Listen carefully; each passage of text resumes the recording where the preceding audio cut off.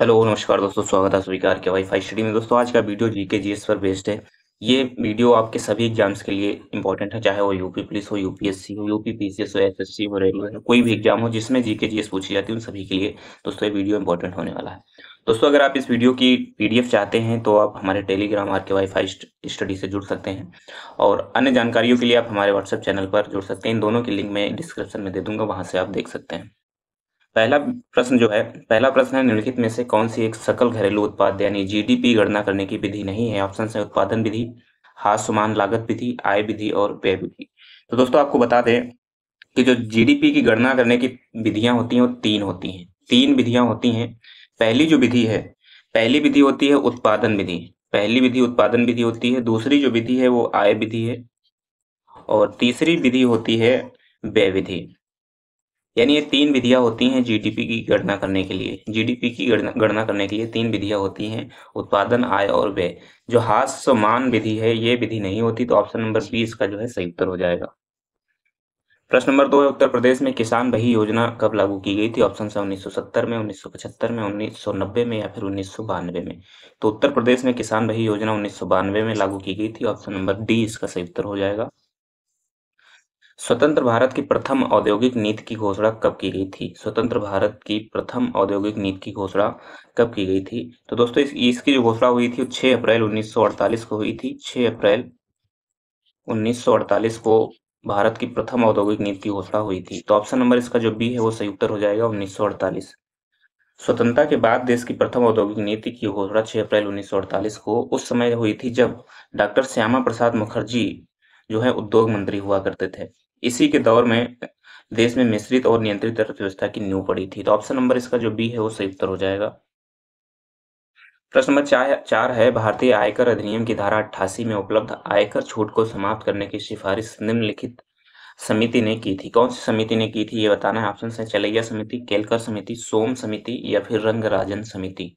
तो किसने की थी इसकी सिफारिश ये बताना है। तो ऑप्शन नंबर इसका जो विजय केलकर समिति वाला है, बी सही उत्तर हो जाएगा। क्योंकि डॉक्टर विजय केलकर के नेतृत्व में जो समिति गठित की गई थी, केलकर समिति, ये भारतीय आयकर अधिनियम की धारा 88 में उपलब्ध आयकर छूट को समाप्त करने की इसने सिफारिश की थी। तो ऑप्शन नंबर 20 का सही उत्तर हो जाएगा। प्रश्न नंबर 5 है, निम्न में से कौन भारतीय रिजर्व बैंक का गवर्नर नहीं रहा है? ऑप्शन है मनमोहन सिंह, बिमल जलान, सी रंगराजन, राजा जे चिलैया। तो राजा जे चिलैया जो हैं ये भारतीय रिजर्व बैंक के गवर्नर नहीं रहे, तो ऑप्शन नंबर डी इसका सही उत्तर हो जाएगा। मनमोहन सिंह जो है, मनमोहन सिंह यहाँ के जो गवर्नर रहे थे वो 1982 से 1985 तक रहे। रिजर्व बैंक के गवर्नर 1982 से 1985 तक। उसके बाद में बिमल जलान जो हैं ये 1997 से 2003 तक आरबीआई के गवर्नर रहे, और सी रंगराजन ये 1992 से 1997 तक आरबीआई के गवर्नर रहे थे। राजा जी चिलैया नहीं रहे हैं गवर्नर, तो ऑप्शन नंबर डी इसका सही उत्तर हो जाएगा। प्रश्न नंबर 6 है, निम्नलिखित में से कौन सा एक बेरोजगारी के लिए उत्तरदायी नहीं है? बेरोजगारी के लिए कौन उत्तरदायी नहीं है ये बताना है। ऑप्शन है जनसंख्या वृद्धि, कौशल का अभाव, प्रति व्यक्ति आय में वृद्धि और जनसंख्या नियोजन का अभाव।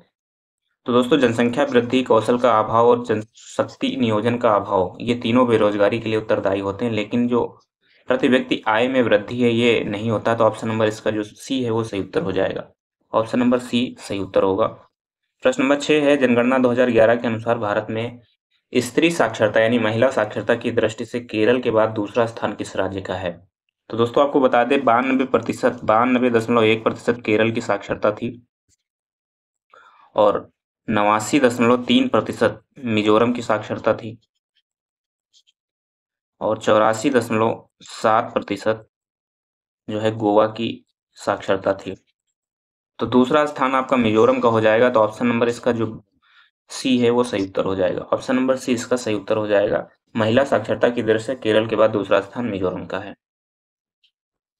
प्रश्न नंबर 8 है, भारतीय संविधान को संविधान सभा के किस अधिवेशन में अंगीकृत किया गया था? ऑप्शन है 10वें अधिवेशन में, 11वें अधिवेशन में, 12वें अधिवेशन में या उपरोक्त में से कोई नहीं। तो दोस्तों भारत के संविधान को संविधान सभा के द्वारा 11वें अधिवेशन में 26 नवंबर 1949 को अंगीकृत किया गया था। 26 नवंबर 1949 को अंगीकृत किया गया था। ऑप्शन नंबर इसका जो बी है वो सही उत्तर हो जाएगा। इन 11 अधिवेशनों के अतिरिक्त संविधान सभा जो है एक बार और इकट्ठा हुई थी 24 जनवरी 1950 को। 24 जनवरी 1950 को इकट्ठा हुई थी और इस दिन जो है जितने भी इकट्ठा लोग थे उन्होंने भारतीय संविधान पर अंतिम रूप से हस्ताक्षर किए थे। तो इसकी सही उत्तर जो इसका सही उत्तर होगा वो ऑप्शन नंबर बी होगा 11वें अधिवेशन में। प्रश्न नंबर 9 है संविधान सभा के प्रारूप समिति में कौन सा सदस्य शामिल नहीं था? ऑप्शंस हैं N Gopal Swami Iyengar, option B है अल्लादी कृष्णा स्वामी अयंगर, ऑप्शन सी है डीपी खेतान और ऑप्शन नंबर डी है गोपीनाथ बारदोलाई। तो ऑप्शन नंबर डी जो है इसका सही उत्तर हो जाएगा। गोपीनाथ बारदोलाई जो है संविधान सभा की प्रारूप समिति में शामिल नहीं थे। इसमें 7 लोग थे जिसमें डॉक्टर भीमराव अंबेडकर सहित आपके एन गोपाला स्वामी अयंगर थे और अल्लादी कृष्णा स्वामी अय्यर थे, डीपी खेतान थे, इसके अलावा आपके के एम मुंशी थे और मोहम्मद सादुल्ला, बीएल मित्र, ये सब लोग थे। लेकिन डीपी खेतान की जो है मृत्यु हो गई थी 1948 में। 1948 में इनकी मृत्यु होने के बाद इनकी जगह पर आए थे TT Krishnamachari. TT Krishnamachari DP Khetan की जगह पर आए थे और बीएल मित्र के स्थान पर एन माधव राव को रखा गया था। यानी इसमें गोपीनाथ बारदोलाई नहीं थे। तो ऑप्शन नंबर डी इसका सही उत्तर होगा। प्रश्न नंबर 10 है भारतीय संविधान का भाग 19 किस विषय से संबंधित है? ऑप्शन हैं आपात उपबंध यानी कि आपातकालीन चीजों के लिए, प्रकीर्णन, कुछ वर्गों के लिए विशेष उपबंध या अस्थायी संक्रमणकालीन विशेष उपबंध। तो इसका सही उत्तर हो जाएगा ऑप्शन नंबर बी। भारत का संविधान का जो 19वां भाग है वो प्रकीर्णन से संबंधित है। भाग 18 में आपातकाल बताया गया है। भाग 18 में आपातकाल की विषय में बताया गया है। कुछ वर्गों के लिए विशेष उपबंध जो है वो भाग 16 में बताया गया है और 21 में है अस्थायी संक्रमणकालीन और विशेष उपबंध। प्रश्न नंबर 11 है भारत के राज्य क्षेत्र में सर्वत्र आबाद संचरण का मूल अधिकार संविधान के किस अनुच्छेद में वर्णित है? आबाद संचरण मतलब भारत के किसी भी हिस्से में आने जाने की स्वतंत्रता भारत के किस संविधान में दी गई है? ऑप्शन हैं अनुच्छेद 19(1) जी में, अनुच्छेद 19(1) घ में, अनुच्छेद 19(1) अंगा में और अनुच्छेद 19(1) छ में। तो इसका सही उत्तर हो जाएगा, इसका दोस्तों सही उत्तर हो जाएगा अनुच्छेद 19(1) घ में। ऑप्शन नंबर बी इसका जो है सही उत्तर होगा। अनुच्छेद 19(1) घ में यह जो है स्वतंत्रता दी गई है कि कोई भी व्यक्ति भारत के किसी भी राज्य क्षेत्र में जाकर वहां पर संचरण कर सकता है, यानी घूम सकता है और वहां पर जो है अपनी चीजें जो है देख सकता है, संचरण कर सकता है। तो ऑप्शन नंबर बी इसका सही उत्तर हो जाएगा। अनुच्छेद 19(1) घ में बताया गया है कि वह कहीं भी संघ बना सकता है, संगम बना सकता है और सहकारी समिति का जो है स्थापना कर सकता है। और इसके साथ 19(1) अंगा में भारत के राज्य क्षेत्र के किसी भी भाग में निवास करने के लिए बताया गया है और 19(1) छ में कोई भी जीविका व्यापार करना और कारोबार करने की जो है स्वतंत्रता दी गई है। तो ऑप्शन नंबर बी इसका सही उत्तर हो जाएगा। प्रश्न नंबर 12 है भारतीय संविधान के किस अनुच्छेद में हिंदू शब्द का प्रयोग किया गया है? ऑप्शन हैं अनुच्छेद 23, अनुच्छेद 24, अनुच्छेद 25 और अनुच्छेद 30। तो भारत के संविधान के अनुच्छेद 25 में हिंदू शब्द का प्रयोग किया गया है। ऑप्शन नंबर सी इसका सही उत्तर हो जाएगा। प्रश्न नंबर 13 है वर्तमान में भारत के राष्ट्रपति का वेतन कितना है? ऑप्शन हैं 3 लाख, 4 लाख, 6 लाख या 5 लाख। तो वर्तमान में भारत के राष्ट्रपति का वेतन 5 लाख है। ऑप्शन नंबर डी इसका सही उत्तर हो जाएगा। 4 लाख जो है वो उपराष्ट्रपति का वेतन है और 3.5 लाख जो होता है और राज्यों के राज्यपाल का होता है वेतन इस समय। तो ऑप्शन नंबर इसका जो डी है वो सही उत्तर हो जाएगा। 4 लाख उपराष्ट्रपति का, 3.5 लाख राज्यों के राज्यपाल का और 5 लाख राष्ट्रपति का वेतन है। प्रश्न नंबर 14 है भारत के उपराष्ट्रपति के निर्वाचन संबंधी प्रावधान का उल्लेख संविधान के किस अनुच्छेद में है? ऑप्शन है अनुच्छेद 65, अनुच्छेद 66, अनुच्छेद 67 या अनुच्छेद 68 में। तो अनुच्छेद 66 में भारत के उपराष्ट्रपति के निर्वाचन संबंधी प्रावधानों का उल्लेख किया गया है। ऑप्शन नंबर बी इसका सही उत्तर हो जाएगा। प्रश्न नंबर 15 है तिलहनी फसलों में तेल की मात्रा बढ़ाने के लिए किसका प्रयोग किया जाता है? ऑप्शन हैं जिंक, सल्फर, बोरान या फास्फोरस का। तो तिलहनी फसलों में तेल की मात्रा को बढ़ाने के लिए सल्फर का प्रयोग किया जाता है। तो ऑप्शन नंबर इसका जो बी है वो सही उत्तर हो जाएगा, सल्फर। प्रश्न नंबर 16 है निम्नलिखित राज्यों या केंद्र शासित प्रदेशों में किसका लिंगानुपात 2011 की जनगणना के आधार पर सर्वाधिक है? ऑप्शन हैं केरल, पुदुचेरी, लक्षद्वीप या तमिलनाडु। तो सबसे अधिक जो लिंगानुपात है वो केरल का है, 1084 जो है महिलाएं हैं प्रति 1000 व्यक्तियों पर। तो ऑप्शन नंबर इसका जो ए है वो सही उत्तर हो जाएगा, केरल। दूसरे स्थान पे जो है वो पुदुचेरी है, यहाँ पर 1037 महिलाएं हैं प्रति 1000 व्यक्ति पर पुरुषों पर। और तीसरे स्थान पर तमिलनाडु आता है, यहाँ पर 996 महिलाएं हैं प्रति 1000 पुरुषों पर। तो ऑप्शन नंबर ए इसका सही उत्तर हो जाएगा केरल। यहाँ पर 1084 महिलाएं हैं 1000 पुरुषों के एवज में। प्रश्न नंबर 17 है, निम्नलिखित में से प्रथम कर्नाटक युद्ध का कौन सा तत्कालिक कारण था? अंग्रेज और फ्रांसीसी के बीच प्रतिद्वंदिता। ऑप्शन नंबर बी है ऑस्ट्रिया की राजगद्दी की जंग। ऑप्शन नंबर सी है कर्नाटक की राजगद्दी का मसला। और ऑप्शन नंबर डी है अंग्रेजों द्वारा फ्रांसीसी जहाजों का अधिग्रहण। तो इसमें से कौन सा तत्कालिक कारण था ये बताना है। तो दोस्तों इसमें से जो तत्कालिक कारण था उस समय ऑस्ट्रिया के उत्तराधिकारी के रूप में जो है राजगद्दी की जंग थी। ऑप्शन नंबर बी इसका सही उत्तर हो जाएगा। ऑप्शन नंबर 20 का सही उत्तर हो जाएगा। कर्नाटक का जो युद्ध हुआ था वो 1746 से 1748 तक हुआ था और इसमें ऑस्ट्रिया और अंग्रेज यानी फ्रांसीसी और अंग्रेजों के बीच में यह युद्ध लड़ा गया था। इसमें कैप्टन बर्नेट के नेतृत्व में अंग्रेजी सेना द्वारा कुछ फ्रांसीसी जहाजों पर जो है अधिकार कर लेना युद्ध का तत्कालिक कारण था। यानी कि अंग्रेजों द्वारा फ्रांसीसी जहाजों का अधिग्रहण करना इसमें तत्कालिक कारण था। ऑस्ट्रिया की राजगद्दी वाला जो है ऑप्शन ये गलत हो जाएगा। ऑप्शन नंबर डी इसका सही उत्तर हो जाएगा, अंग्रेजों द्वारा फ्रांसीसी जहाजों का अधिग्रहण।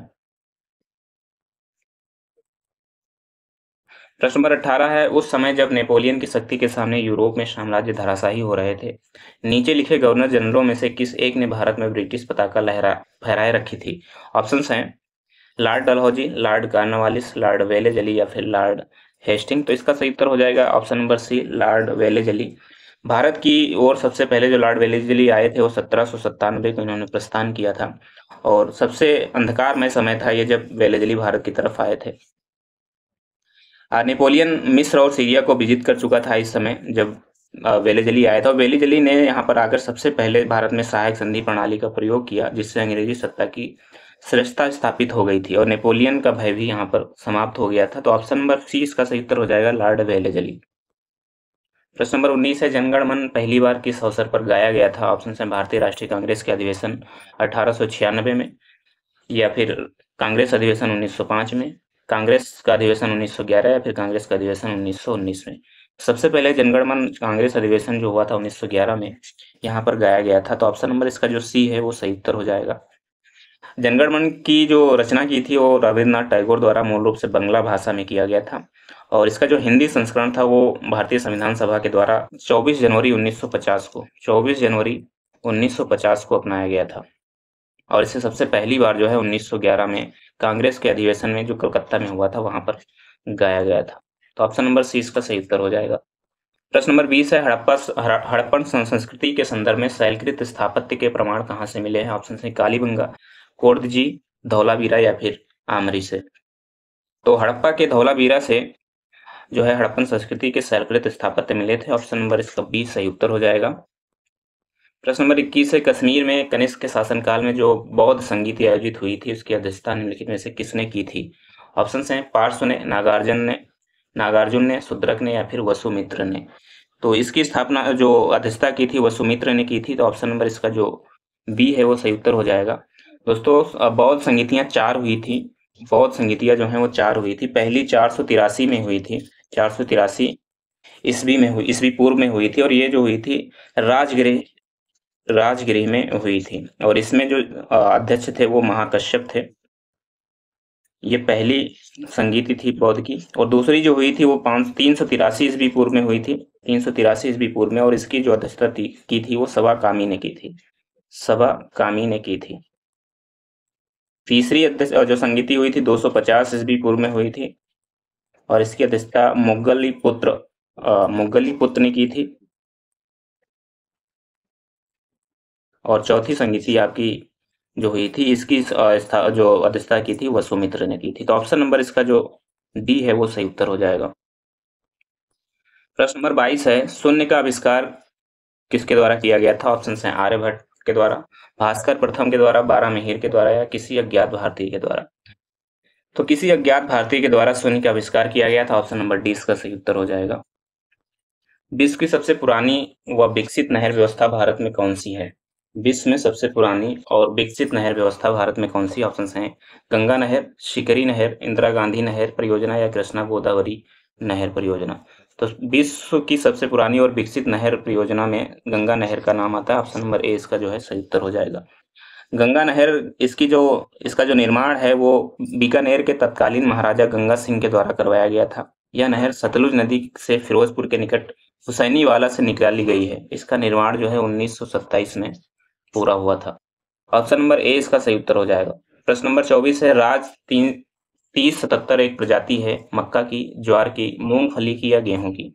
तो राज 3077 गेहूं की प्रजाति है। ऑप्शन नंबर इसका जो डी है वो सही उत्तर हो जाएगा। प्रश्न नंबर 25 है, निम्नलिखित में से किस एक प्रकार के जीव में वह घटना पाई जाती है जिसमें मादा मैथुनोपरांत नर को मार देती है। मादा जो है मैथुनोपरांत नर को मार देती है, वो कौन सी है? तो दोस्तों जो मकड़ी होती है, मकड़ी जो होती है, मकड़ी की अधिकांश प्रजातियों में मैथुनोपरांत नर को मार देती है मादा। जंतु विज्ञानी माइकल रॉबर्ट्स के अनुसार प्रायः कमजोर और सुस्त नर मादाओं द्वारा मारकर भक्षण कर लिए जाते हैं। मजबूत मकड़ी नर बच निकलते हैं, यानी पुनः समागम कर सकते हैं। तो जो कमजोर मकड़ी नर मकड़ी होती हैं उनको मारकर मादा मकड़ी जो है वो मार देती है मैथुनोपरांत। तो ऑप्शन नंबर इसका जो सी है वो सही उत्तर हो जाएगा। प्रोटीन की अधिकतम मात्रा किसमें पाई जाती है? ऑप्शन है अरहर में, सोयाबीन में, उड़द में या गेहूं में। तो सबसे अधिक प्रोटीन की मात्रा सोयाबीन में पाई जाती है। ऑप्शन नंबर 20 का सही उत्तर हो जाएगा। अगर अग्न्याशय में खराबी हो तो क्या होगा? पाचन क्रिया ठीक नहीं होगी, इंसुलिन और ग्लूकागॉन नहीं बनेंगे, रक्त निर्माण बंद हो जाएगा, रक्तचाप बढ़ जाएगा। क्या होगा? अगर मान लीजिए अग्न्याशय जो है एक मिश्रित ग्रंथि होती है, इसमें पाचक एंजाइम और इसकी लैंगर-हैंस की द्वीपिकाओं की बीटा कोशिकाओं से इंसुलिन, अल्फा कोशिकाओं से ग्लूकागॉन और डेल्टा कोशिकाओं से सोमैटोस्टैटिन नामक हार्मोन का स्रावण होता है। यदि अग्न्याशय में किन्हीं कारणों से खराबी हो जाती है तो इन हार्मोन्स का निर्माण सुचारू रूप से नहीं हो सकेगा। यानी कि इसमें ऑप्शन नंबर जो बी है वो सही उत्तर हो जाएगा। इंसुलिन और ग्लूकागॉन नहीं बनेंगे। ऑप्शन नंबर 20 का सही उत्तर होगा। प्रश्न नंबर 28 है, निम्नलिखित में से किस धार्मिक समुदाय का उत्तर प्रदेश में तीसरा प्रमुख स्थान है? तो दोस्तों पहले नंबर पर जो उत्तर प्रदेश में आते हैं वो हिंदू आते हैं, दूसरे नंबर पर मुस्लिम होते हैं जिनकी सबसे ज्यादा संख्या है, और तीसरे नंबर पर उत्तर प्रदेश में सिख है। तो ऑप्शन नंबर इसका जो डी है वो सही उत्तर हो जाएगा। सिख तीसरा स्थान है उत्तर प्रदेश में। प्रश्न नंबर 29 है, निम्नलिखित लोक नृत्यों में से कौन उत्तर प्रदेश के बुंदेलखंड क्षेत्र का लोक नृत्य नहीं है? ऑप्शन है रवाला नृत्य, डांडिया नृत्य, बढ़ैया नृत्य या राई नृत्य। तो दोस्तों जो डांडिया नृत्य है गुजरात से संबंधित है, उत्तर प्रदेश से संबंधित नहीं। तो ऑप्शन नंबर 20 का जो है सही उत्तर हो जाएगा। बाकी रवाला, बढ़ैया और राई नृत्य जो है उत्तर प्रदेश के बुंदेलखंड क्षेत्र से संबंधित है। प्रश्न नंबर 30 है, पंडित दीनदयाल उपाध्याय पशु चिकित्सा विज्ञान विश्वविद्यालय कहाँ अवस्थित है? ऑप्शन है फैजाबाद में, मथुरा में, बरेली में और झांसी में। तो पंडित दीनदयाल उपाध्याय पशु चिकित्सा विज्ञान विश्वविद्यालय जो है मथुरा में है। ऑप्शन नंबर 20 का सही उत्तर हो जाएगा। प्रश्न नंबर 31 है, प्रहिया जनजाति निवास करती है। ऑप्शन बहराइच में, ललितपुर में, पीलीभीत में या फिर सोनभद्र में। तो उत्तर प्रदेश के सोनभद्र जिले में सबसे अधिक प्रहिया जनजाति जो है निवास करती है। ऑप्शन नंबर डी इसका सही उत्तर हो जाएगा। प्रश्न नंबर 32 है, सुल्तानपुर राष्ट्रीय उद्यान कहाँ स्थित है? चंडीगढ़ में, भरतपुर में, गुरुग्राम में या गांधीनगर में। तो दोस्तों गुरुग्राम में जो है सुल्तानपुर राष्ट्रीय उद्यान स्थित है। इसको पहले जो है सुल्तानपुर पश्चिम बिहार के नाम से जाना जाता था, लेकिन इसे बाद में राष्ट्रीय उद्यान कहा गया, जो कि हरियाणा के गुरुग्राम जिले में स्थित है। तो ऑप्शन नंबर इसका जो सी है वो सही उत्तर हो जाएगा, गुरुग्राम में। प्रश्न नंबर 33 है, नॉर्मन बोरलॉग को किस क्षेत्र में नोबेल पुरस्कार प्रदान किया गया था? तो नॉर्मन बोरलॉग को जो है कृषि द्वारा भुखमरी के विरुद्ध लड़ाई है, तो इसके संबंध में कृषि में इन्होंने जो है बहुत अच्छा योगदान दिया था, जिनके लिए 1970 में नोबेल शांति पुरस्कार दिया गया था। तो ऑप्शन नंबर इसका जो ए है वो सही उत्तर हो जाएगा। नोबेल का शांति पुरस्कार दिया गया था। ऑप्शन नंबर डी इसका जो है सही उत्तर हो जाएगा, शांति पुरस्कार। निम्नलिखित में से कौन सा वायु प्रदूषक ऑक्सीजन की अपेक्षा अधिक शीघ्रता से रक्त के हीमोग्लोबिन में घुल जाता है? ऑप्शन है pan, carbon dioxide, carbon monoxide या ओजोन। तो जो कार्बन मोनोऑक्साइड है, ये वायु प्रदूषक जो है ये शीघ्रता से रक्त के हीमोग्लोबिन में घुल सकता है। तो ऑप्शन नंबर इसका जो सी है वो सही उत्तर हो जाएगा। प्रश्न नंबर 35 है, भारतीय संविधान का कौन सा भाग और अध्याय संघ और राज्यों के बीच विधायी संबंध के बारे में है? ऑप्शन हैं भाग 11 का अध्याय 1, भाग 11 का अध्याय 2, भाग 12 का अध्याय 1, भाग 12 का अध्याय 2। तो इसका सही उत्तर हो जाएगा भारतीय संविधान का भाग 11 का अध्याय 1।